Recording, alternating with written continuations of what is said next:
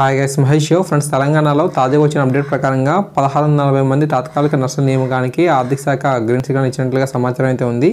So ఇక vacancy అన్నిటి కూడా రాష్ట్ర వ్యాప్తంగా ఏవైతే మనకు కీలకమైన ఆసుపత్రులు ఉన్నాయో వైద్య కళాశాలలో పొరుగు సేవల కింద వీటన్నిటిని కూడా భర్తీ చేస్తూ ఉన్నారు.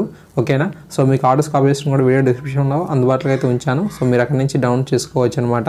సిద్దిపేట ప్రభుత్వ వైద్య శాఖలో మనకు 361 మంది, నీలఫర్ ఆసుపత్రిలో 278 మంది, రిమ్స్ ఆదిలాబాద్ రిమ్స్లో మనకు చూసినట్లయితే 169 మంది, మహబూబ్ నగర్ ప్రభుత్వ ఆసుపత్రిలో 160 మంది, గాంధీ ఆసుపత్రిలో 137 మంది, నిజామాబాద్ మెడికల్ కళాశాల ఆసుపత్రిలో 121 మంది, ఉస్మానియా ఆసుపత్రిలో 104, ఎంజీఎం ఆసుపత్రిలో 65, సుల్తాన్ బజార్ ప్రభుత్వ ప్రసూతి ఆసుపత్రిలో 64, ఇలా మనకు చాలా వాటికి సంబంధించి ఇన్ఫర్మేషన్ అయితే ఇవ్వడం జరిగిందన్నమాట.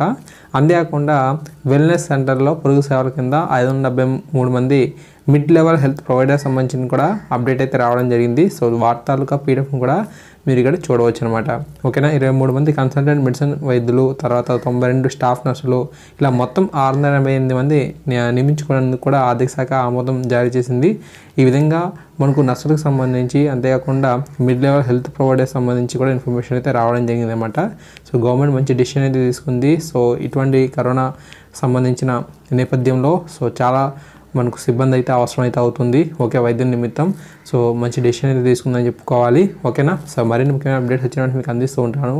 సో ఈ ఆర్డర్స్ మీరు కావాలంటే వీడియో డిస్క్రిప్షన్ నుంచి డౌన్లోడ్ చేసుకోవచ్చు, లేదంటే అఫీషియల్ వెబ్సైట్ నుంచి కూడా పొందే అవకాశం అయితే ఉంది.